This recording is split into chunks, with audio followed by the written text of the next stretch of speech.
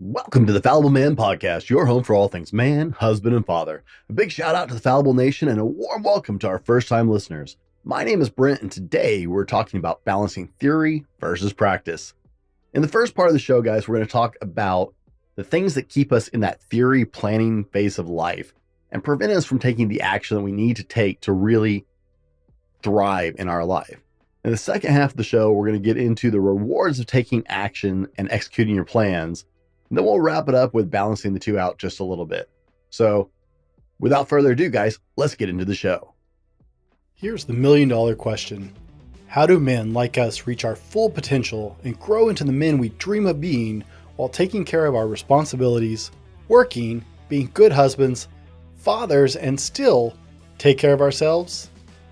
That's the question, and this podcast will help you with those answers. My name is Brent, and welcome to the Fallible Man Podcast. Number one, guys, fear. Plain and simple, we're afraid. Afraid of what? Well, that could be anything. The most obvious fear is just failure. If we just plan and never try, we won't have to deal with failure. Most surprisingly, though, success is a common fear. What happens if our lofty plans succeed? Will that change us? Will it be enough to satisfy us? What comes next after that? What will people expect from us if we actually achieve something? Success is actually a more common fear almost than failure because people are terrified of what comes next. What happens if I succeed? Will people look at me differently? Will people expect more from me? That's really hard for a lot of people to deal with, guys. So that's one of the things that holds us in that theory realm. Number two, self-doubt. Even more insidious than fear is doubt, specifically doubting ourselves. If we don't believe in our abilities to pull off plans, then we won't ever act on them. We will rather lose ourselves in the planning and theorizing than risk exposing ourselves as frauds just by trying, right? I don't even remember what it's been attributed to a lot of people, but there's that old saying of it's better to keep your mouth shut and be presumed a fool than to open your mouth and prove them right. We really have struggles with self-doubts. We just don't believe in ourselves most of the time. And so that keeps us in this theory phase where we dream big and we plan big, but we never get moving because we really don't believe that we can. Guys, that's a horrible fear to have eating at you, that doubt. It's just a horrible thing to deal with. You have to start believing in yourselves if we're ever going to get out of that planning phase. Number three is comfort. Comfort, guys, comfort's a killer. I've talked about this before. I rag on this a lot. But I mean, comfort is the enemy of action. A lot of people enjoy being comfortable and do whatever they can to avoid discomfort in their lives. The problem is, it's a natural part of life to experience some discomfort. The most successful of us learn to embrace temporary discomfort if it helps us get to long-term gains. If you're the type of person that avoids discomfort at all costs, you will be far less likely to act on your plans. Taking action, especially if it's a major or new action, often includes some level of discomfort, whether that's mental or emotional or even physical discomfort, right? Maybe you want to get in better shape, but there's going to be some physical discomfort because you haven't been in shape. So going for that walk or getting in the gym, that can be a little scary. Or, hey, I like my comfort food. I got the belly to prove it, guys. It's something I got to work on. I like my comfort food. That's uncomfortable to have to switch to foods I don't necessarily enjoy to get healthier. So comfort zones, guys, comfort is just the enemy of progress. It's the enemy of progress forward. I could rant on that all day. In fact, I think I've done an entire podcast on that, so I'll leave it be and we'll just keep on moving.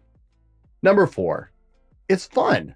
For some people, planning, learning, theorizing, they're just a lot of fun. Now, I gotta admit, I can be this guy because I love to plan things. My wife, especially, she's one of these people. She loves to plan and dream big and put together thoughts and ideas and dream about how this would go or how if we were in this situation, right? These people love to hit the books or just lose themselves in the books entirely. They might lose themselves researching new things or new ideas or new concepts, and they enjoy to learn the new concepts or skills so much they actually that's the phase they like to be in. Now, there's nothing wrong with that. I hope you enjoy learning, because learning should be fun. Learning should be a positive thing in your life, and I hope it really is. So it doesn't necessarily sound bad. However, we can get caught in that fun learning and just stop there. We have to have forward action. They might not enjoy putting the plan into action. Taking action on their plans might mean doing a lot of basic, boring groundwork that they don't find that's tedious, find enjoyable. Sorry, let me finish that thought. That they don't find enjoyable, that's tedious to them, or that's just not the part they enjoy. I actually had a friend who was a great planner, and they were great right up until execution. Then they're like, oh, yeah. And then it was half-hearted. And some people, like, I'm an executor. I had a friend I've done a lot of work with, and he is really good at putting together all those pieces. But when it comes to hitting the ground and running, he'd much rather sit and advise, and that's fine. We play to each other's strengths. He was a great planner, and I was good at hitting the ground and running. You give me the plan, and we're like, all right, here's the plan, Dallin. It's like, okay, let's go. Yeah, go. So you can play to each other's strengths, but you have to take action. It's fun to plan. It's fun to theorize. It's fun to dream big. It's fun to research. Fun. I'm saying fun today. I'm sorry. It's fun to research and to look into, but you have to get moving, guys. Fun can be an absolute derailment from where you want to go and actually achieving your plan. Number 5, perfectionism. This stops so many people from ever going anywhere. A lot of people get caught up in the myth of perfection. We refer to it as a myth because there will never be an exact right time or set of circumstances. Your plans will never be perfect, and if they do somehow work out perfectly, it will be more about luck than anything you really did. Even knowing all that info, people still can't help themselves. They get stuck theorizing forever because they can't find the perfect time, or the stars don't align, and they don't feel like their plans are ever quite good enough. I've been part of Think Media's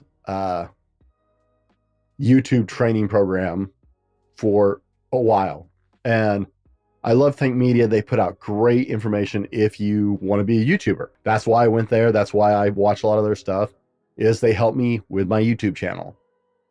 And one of the things that they talk about is perfectionism just kills people from ever actually taking that leap. And the founders, one of his favorite things to say, Sean says, you got to punch fear in the face and hit record. Your first videos will be messy. It will all be messy. And if you go back to the beginning, guys, if you go back to my first videos on my YouTube channel, they're bad. And I don't know that I'm that much better 2 years later than I was then, but I'm trying. But if you go back to the beginning, everybody started out rough, right? Mr. Beast, who is one of the biggest YouTubers in the world, put out well over 100 plus videos before he ever had much of a following, and they weren't very good. Sean Cannell, the founder of Think Media, actually left his original videos up for the purpose of letting people see that everybody starts messy and bad, which I have a deep appreciation of because it makes me feel a little better about myself. If Sean can have to work on it, well, guys, most of us get stuck in that perfectionism. We expect that we'll have the perfect line or the perfect plan or the perfect setup or the perfect this or the perfect that, or the stars will align. Guys, you can't. Perfectionism will hold you back, right? Have any of you ever seen the meme? Let us know. DM me on whatever platform. You guys know I'm everywhere. DM me on whatever platform. Have you ever seen the meme and it's like got the skeleton sitting there on the park bench saying, still waiting for the perfect mate, right? You've got to dump the idea of perfectionism. Every great idea started messy. Everything that you see, don't compare somebody's 2 years, 3 years, 5 years, 10 years into something with your start, perfectionism will just end you before you even begin. Number 6, worrying about other people. It's very easy to get caught up worrying about what other people are going to think. I know I do. I'm guilty of this. You might have come up with a plan or a theory that excites you, but then you worry about, well, what will other people think? What happens if I try and fail? What if it doesn't go according to plan? That perfectionism's creeping in that brain there. It doesn't matter how well you plan. If you're worried about looking like a failure, you're not going to be motivated to act on your plans. If you are so wrapped up in everybody else's thoughts, oh my goodness, how does this person, how is so-and-so going to react to this? I know I was scared to tell some people when I started podcasting. We call it imposter syndrome, right? We talk about that on YouTube a lot among YouTubers is, why would anybody listen to me? What do I have to offer the world? There are a lot of people who never share because that's the way they feel like, well, I have nothing to offer anybody. It's called imposter syndrome, right? We just put a fancy term on it for a specific situation, but really that's what it all comes down to is we're worried about how other people are going to react to our videos or our podcast. Why would anybody listen? I was actually really kind of afraid to tell a couple of people close to me in my life that I love dearly that I was starting a podcast, because how are they going to react?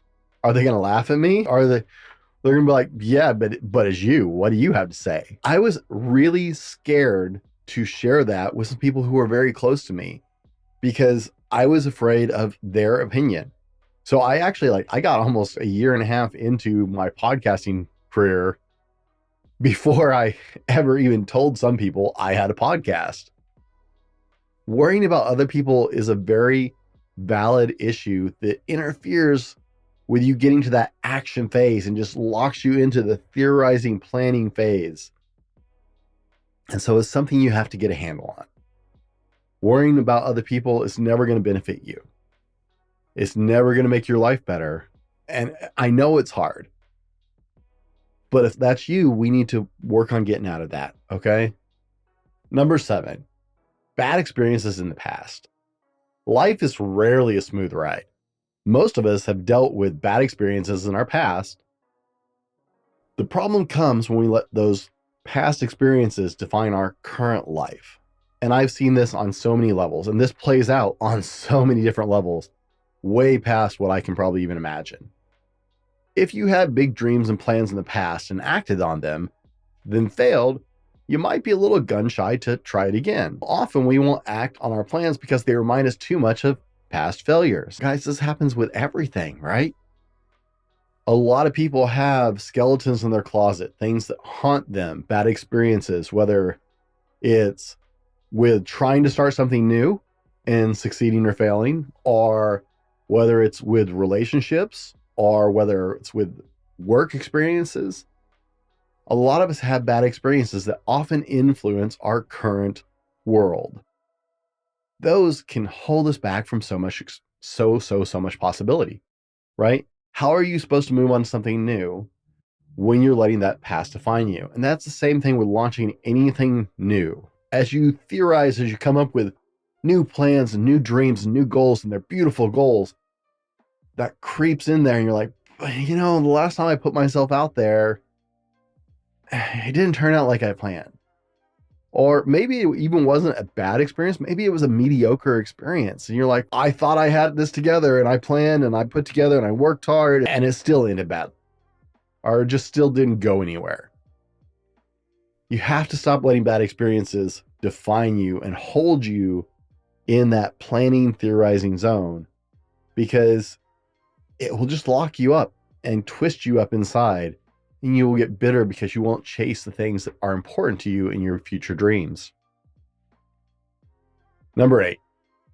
This is the last thing I want to address on things that hold us back from moving from theory to planning to actual action and practice. Number 8 is we worry it's too late. A classic reason we don't act on our plans is that we're worried it's too late. We feel like our window of opportunity is just closed. All of our hard work formulating a plan is useless because the timing isn't right. We might worry that time in general has moved on too much, making our plans kind of moot and pointless. Alternatively, maybe we worry we have moved on too much and reached a certain age where our plans don't make sense anymore.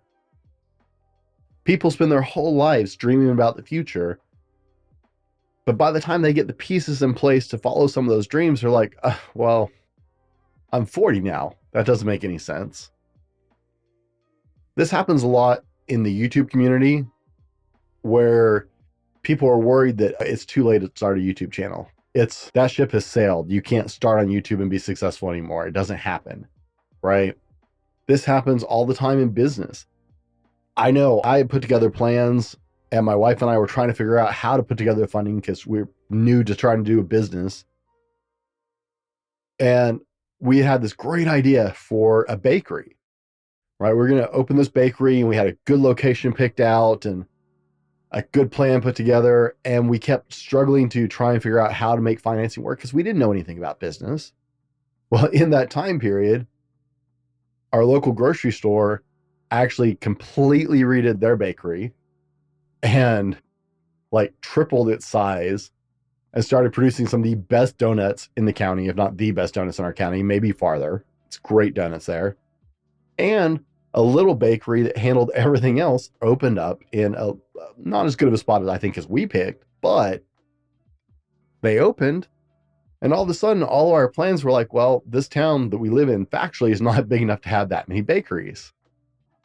And so all our plans became kind of moot and void because we took too long to get there. That impacted the way I look at other things now too. Because like, oh, wait, if I plan too long or it's going to pass me by, a lot of us deal with this fear and it keeps us in that planning zone, keeps us in the theorization. It's a beautiful thought, but by the time I get it worked out, put together, it's going to be too late. It's too late for me to go back to school. It's too late for me to start a family. It's too late for me to take up motorcycle riding or backpacking. It's too late for me to start working out. I'm already overweight, right? This fear will lock you guys up, and it's a bad thing. Guys, so far we've been talking about balancing theory versus practice, and so far we've been handling the things that trap us in that planning phase and the theory and just kind of keep us locked up there from actually pursuing our goals and our plans. In the second half of the show, we're going to talk about and getting into taking action and some of the positive benefits of being an action taker and how that affects us both mentally and emotionally and how that kind of snowballs as we go. Now we're going to roll to our sponsor and we'll be right back. What's up, Fallible Nation? Are you getting something out of this podcast? Are you enjoying our content? Do you know we have content both on YouTube, on multiple social media accounts, a blog, and so much more? But what we really want to share with you guys is we have a live and virtual conference that we do called the Phoenix Conference. The Phoenix Conference is coming up February 10th, 11th, and possibly the 12th. No guarantees on that yet, but February 10th and 11th. And we want to invite you to join us. Now, if you can attend live in person, it's in Central Washington, in Quincy, Washington, being hosted at the Faith Community Church Building in Quincy, Washington. If you can't join us live, we understand that you don't want to come to the Pacific Northwest just for a conference, guys. It is a 2 to 3 day event that's still in flux. That's happening February 10th and 11th. And guys, we have an incredible virtual conference that happens side by side. It is the same thing happening in real time.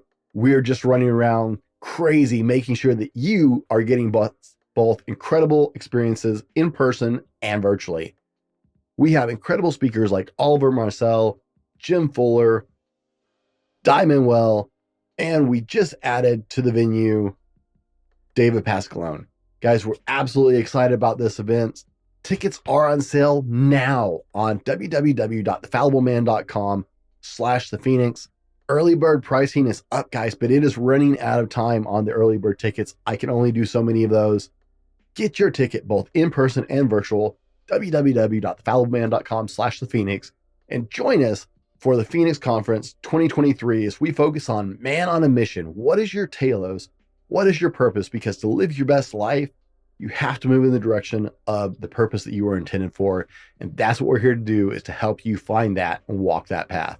Let's get back to the show.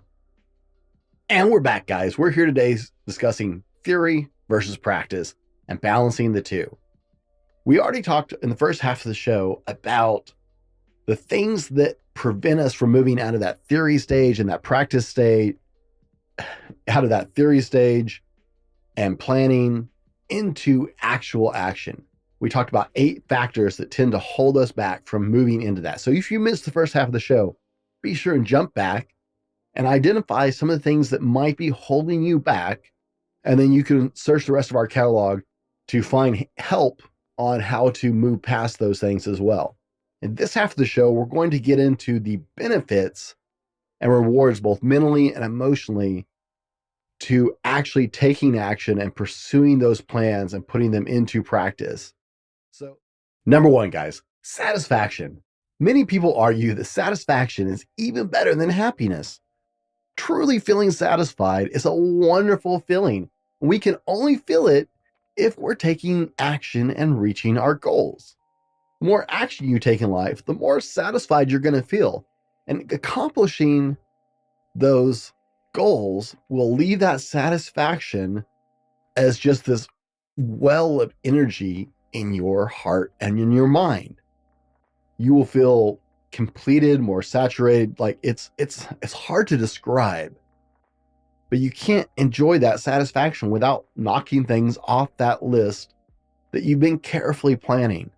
So create a smart plan with smart goals and take action, start bumping those off. And the satisfaction you will feel as you accomplish things will just be incredibly overwhelming. I don't know that it's better than happiness, but it's a pretty awesome feeling.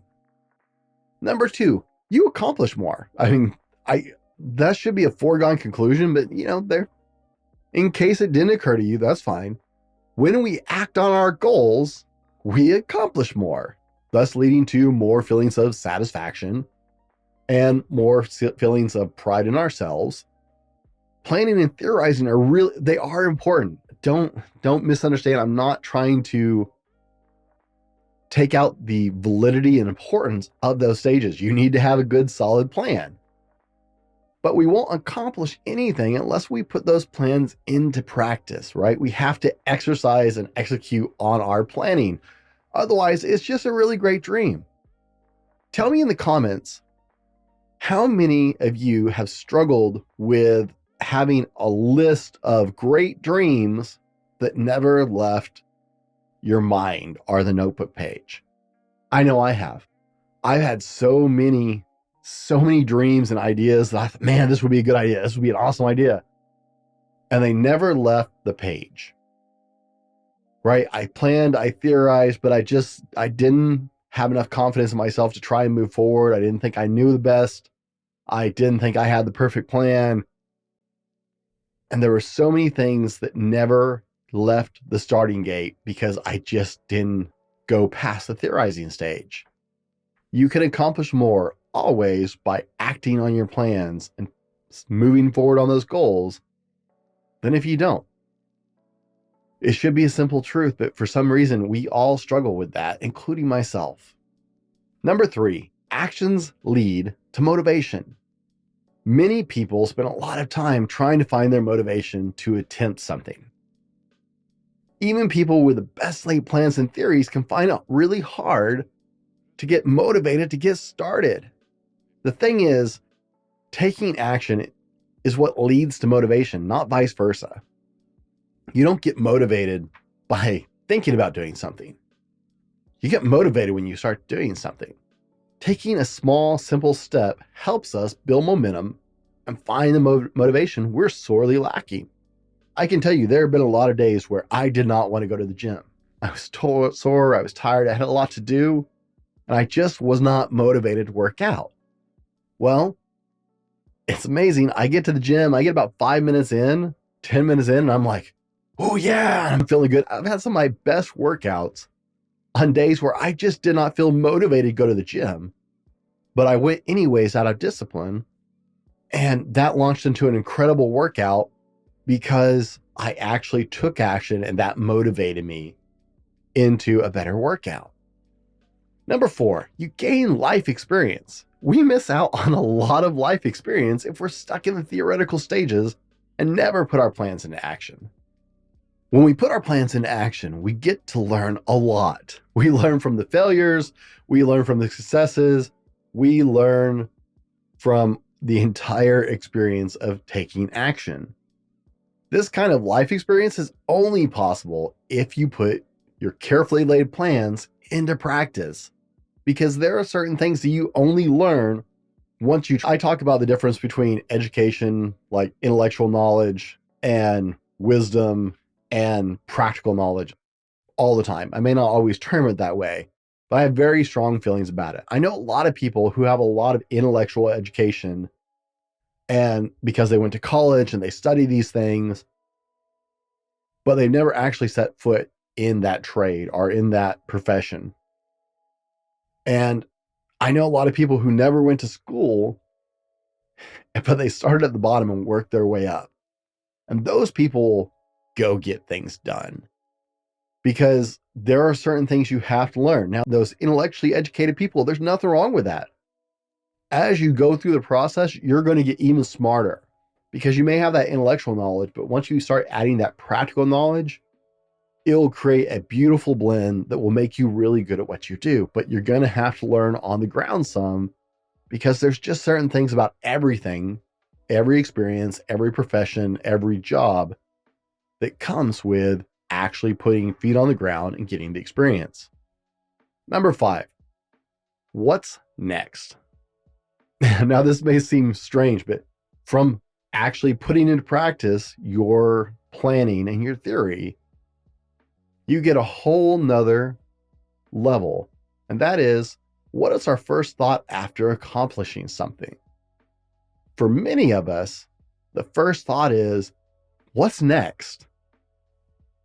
This is a healthy mindset, because it means we're constantly striving to be better. When we accomplish something, it sets us up to be excited about our next challenge. It's actually like a regular progression. People who accomplish goals want to accomplish more goals and want to accomplish more goals. And they start setting more goals and loftier goals and bigger goals. You still have to go through the planning phase, but this shifts us into action along with planning. Because once you knock out one, it feels good. You gain that satisfaction, you gain that experience, and you're like, if I can do that, what about this? And then you do that, and you're like, man, I did that. What's next?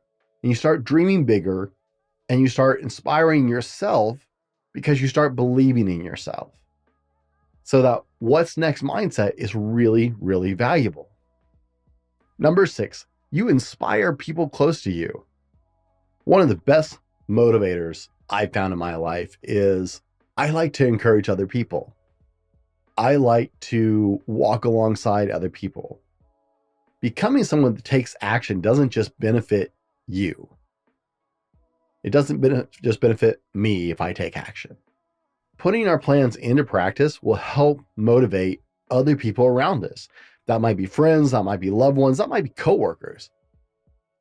Doesn't matter. People in your orbit will be motivated by you taking action. They'll see that we attacked our goals and we reached them. And if we can do it, maybe they can do it too. You're empowering them. Think about how positive an example of this would be for your kids, right? What if your kids see you meeting goals? What if they actually understand and become part of that process and see you plan and, come up with ideas and theories and then put it into action as an action plan and watch you achieve things? What are you teaching them? What are you teaching coworkers? Our friends. You're empowering them to be powerful too by you taking action, because if you can do it, then maybe they can too. And that helps with that confidence that we talked about that holds us back, that belief in self in the first half of the show. Number 7, guys, you develop new skills. Quite often, planning includes brushing up on some skills. Sometimes this commitment to improving skills holds us back from taking action and can be problematic. However, when we put that plan into action or into practice, that we truly start building our skills, that's where it happens. Practice is what makes perfect. I've had this discussion with my daughter over and over again. My 10-year-old thinks that she should be really good at something just automatically. That just like de facto, she is talented at basketball. Oh, well, I'm not good at baking cookies. You've only done it once, right? She's still wrapping her mind around this idea that to get good at something, you're not inherently good at it. It takes practice. Practice is what makes perfect. After all, not planning. So as we work towards our goals, we are forced to learn new skills to deal with new obstacles. We hone our current skills by using them when it matters, guys. It's that practice and you learn what you need. Oh, look, I learned this. I cannot tell you how many skills I've developed in production by just working on my own YouTube channel. I now offer production work for other podcasts because after 2 years of producing my own show, week in and week out, guys, I've picked up a lot of skills in audio engineering and other stuff. And so now I actually have those skills that I can sell for other people's use as well as my own, because I had to learn. I had to hone the skills I already had and take on new skills. That comes from action. Number 8, boost your confidence. Acting on our plans and theories is one of the best ways to boost your confidence. When you start hitting that satisfaction of achieving certain things, when we act on our plans and things go as we theorize, we naturally feel more confident, right? We didn't believe in ourselves necessarily before. That was one of the things that holds us back. We naturally start to become more confident as we act and things go the right way. We'll be more confident in ourselves, more confident in our plans, and it will make taking action a lot easier because we're building up that belief in ourselves and that confidence that we are capable and we are able. Number 9, you minimize regret. This one's a weird big theory that I'm going to keep short because I'm pretty sure I could go down the rabbit hole on this. But by acting on your plans, you minimize your regrets in the future. For most people, their biggest regrets are things they never tried or experienced. If you're the type of person that plans more than you act, then you'll likely be full of regrets. When you're the type of person that puts your plans into practice, you're more likely to try most of the things that you wanted to do. A lot of people get towards the later portions of their life and it's like, man, I wish I had tried starting that business. Man, I wish I had taken that vacation. Man, I wish, right? I wish I had tried developing that. Guys, it's incredible how much regret people have in their lives. Well, how do we fight regret? We act. We get out of the planning and theory phase after we have a good plan and we put it into practice. Number 10, it creates new opportunity. No matter how thorough our plans are, we can't plan for everything, right? I'm a big believer. I was just talking about this on the live stream the other night of having plan A, plan B, plan C, plan D. And if I get through plan C, I'm okay. Because we can't plan for everything. And I know because I try. While this might be scary, it's not always a negative. You can never know what new and exciting opportunities might present itself while you're working towards your goals. I never thought as I was building my own podcast that I would be able to take some of the skills I learned from that and use that as a business tool to help other podcasters and to make some extra income, right? I didn't know that. I didn't know the skills I would develop would enable that as a business.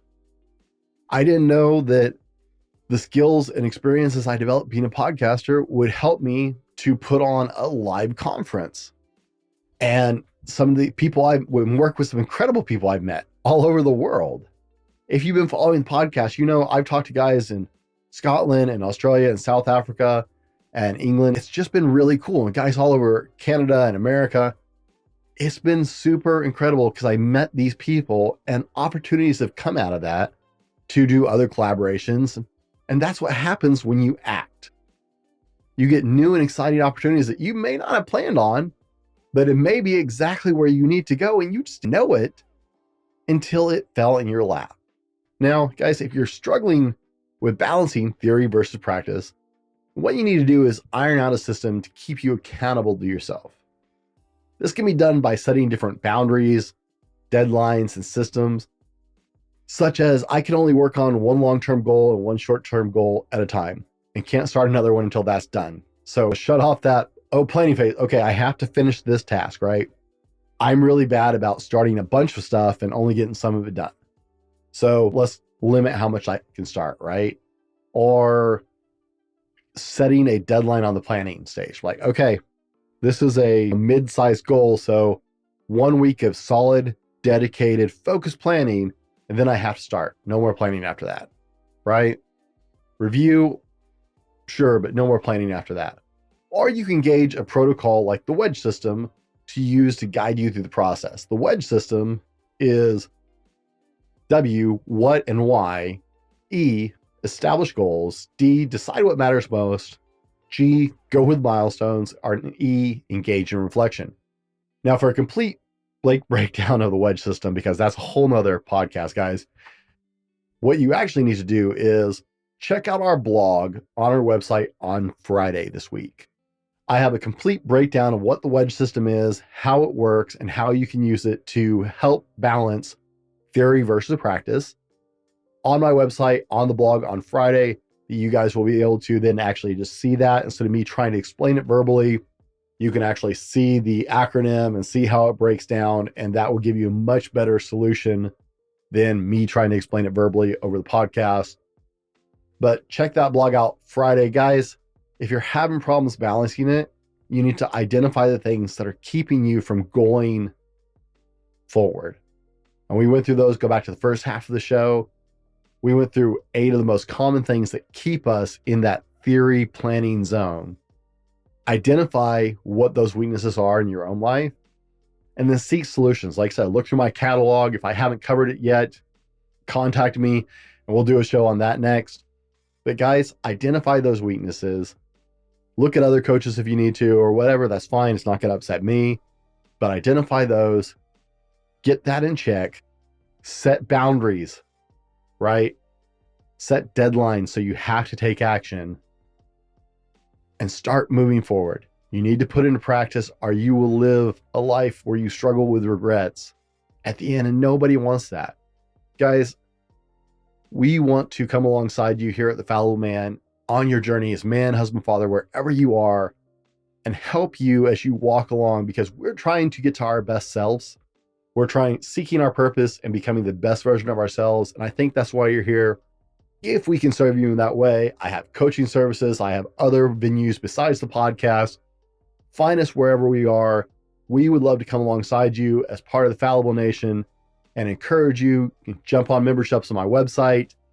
And guys, we just want to be part of your life and encourage you as you make that journey, because we believe in you, because we believe you are meant to be incredible. And we're born for a specific purpose, and the world needs who you were made to be. I believe it in all my heart, guys. Be better tomorrow because of what you do today, and we'll see you on the next one. This has been the Fallible Man Podcast, your home for everything man, husband, and father. Be sure to subscribe so you don't miss a show.